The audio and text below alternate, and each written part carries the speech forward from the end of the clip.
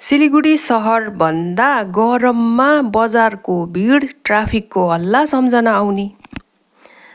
दार्जिलिङ खरसाङ हुँदै तलतिर झर्दा सिलिगुडी पस्ने नाका दार्जिलिङ मोड।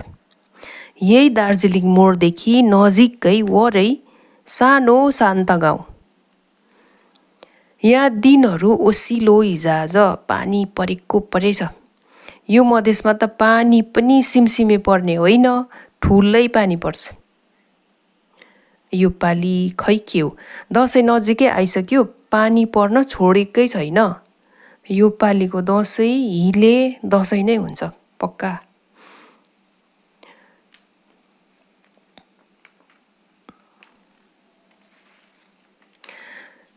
अझै पानी परिरहेछ, रातभरि पानी आएको।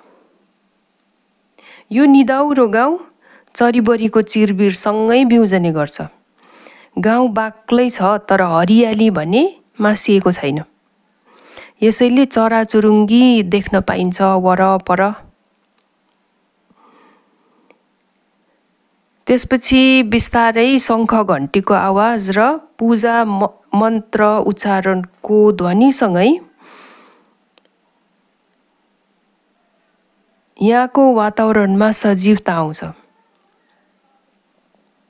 दिन सुन्दर हुन्छ जब बिहान हुन्छ शान्त। यसैले बिहान केही समय ध्यान मेडिटेसन, केही पढाइ लेखाइ गर्दै हतार नगरी चिया खाने। त्यसपछि सामान्य दैनिकी, साफ सफाइ, घर धन्दा यस्तै। अनि दिउँसो क्रिएटिभ कामहरू गर्दा गर्दै साँझ परिसक्छ। सुक्खा मौसममा गार्डनिङ गर्ने रहर गर्छु। पोहोर सालदेखि गमला, माटो र मलको जोहो गर्न थालेको। र फुलको बिरुवाहरू खोज्दा खोज्दै गर्मी मौसम सुरु भइहाल्यो। र फेरि त्यसको पछि पछि पर्न थाल्यो पानी झमझम। अब यो बर्खे झरीमा चाहिँ थोरै जम्मा गरिराखेको फुल पौधा पनि अलपत्रै परेर बसेको छ। पानीले केही गर्नु सक्ने होइन।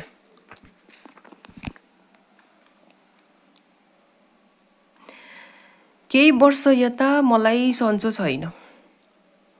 हेल्थ प्रब्लम्सको कारणले भनौँ जीवनको गतिमा सुस्तता आएको छ। बिहान यो समय चाहिँ यो ड्रिङ्किङ वाटर, खाने पानीको डेलिभरी आउँछ र हप्ताको 6 दिनै पानी ल्याउनुहुन्छ उहाँहरूले।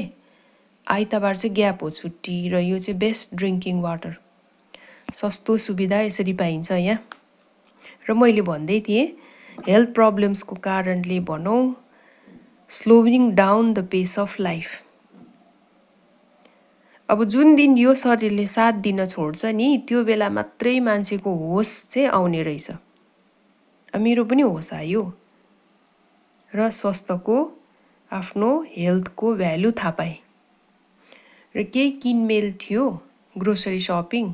यहाँ नजिकै माथि पञ्चनदी वरिपरि डिपार्टमेन्टल स्टोरहरू छ ठुलो ठुलो, र धेरै जस्तो सबै सामान त्यहीँ पाइन्छ, बजार पुग्नु पर्दैन। अनि गाउँतिरै पनि किन्न पाइन्छ।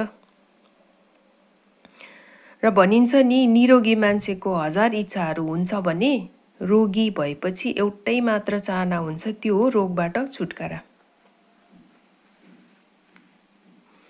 यसो हेर्छु कसैलाई फुर्सद भन्ने छैन। हुन त म आफै त्यस्तै व्यस्त हुने गर्थेँ, र अहिले सोच्छु के को हतार होला त्यस्तो। मान्छेलाई समय कम भएर हतार भएको हो कि काम नै धेरै भएर हतार भएको? समय छोटो भएको हो कि काम नै चाहिँ धेरै भएको? यदि काम नै धेरै हो भने यति धेरै काम चाहिँ के को लागि गर्नुपर्ने हो? हुन त मान्छेको आवश्यकता, निड्स आजभन्दा भोलि बढ्दो छ। यो पाइनएप्पल एकदम फ्रेस छ, cheap and fresh, 25 rupees per piece, 25 रुपियाँको एउटा।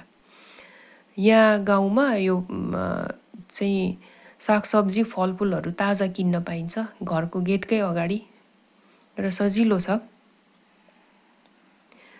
र भन्दै थिएँ हुन त मान्छेको आवश्यकता, निड्सहरू आजभन्दा भोलि बढ्दो छ। चाहनाहरू पनि एकपछि अर्को गर्दै थपिने र यस्तै कुराहरूको दबाब र तनावले जीवन छ अस्तव्यस्त। अब निङ्ग्रो साग चाहिँ एकदम हामीलाई मनपर्ने, यो चाहिँ अर्ग्यानिक, प्योर अर्ग्यानिक। यो चाहिँ जङ्गलबाट टिपेर ल्याइन्छ होइन, अर्ग्यानिक हो। र हामीले होस पुर्याएर बिस्तारै काम गर्न बिर्सिसक्यौँ। प्राकृतिक तरिकाले सहज भएर जिउने के हो थाहा छैन। अब अहिले पनि टाढा टाढो गाउँमा त, गाउँ बस्तीमा हावाहुरी घाम पानी विचार गर्दै कामहरू थालिन्छ। तनावरहित स्ट्रेस फ्री दिनहरू बिताइन्छ। अब यसरी दबाब र तनाव नभएको जीवन जिउनाले रोगहरू पनि कम लाग्ने गर्छ अथवा लाग्दैन।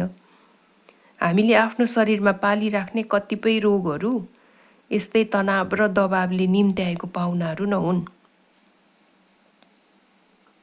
यसैले म नआत्ती बिस्तारै ध्यान लगाएर काम कुरो गर्ने गर्छु।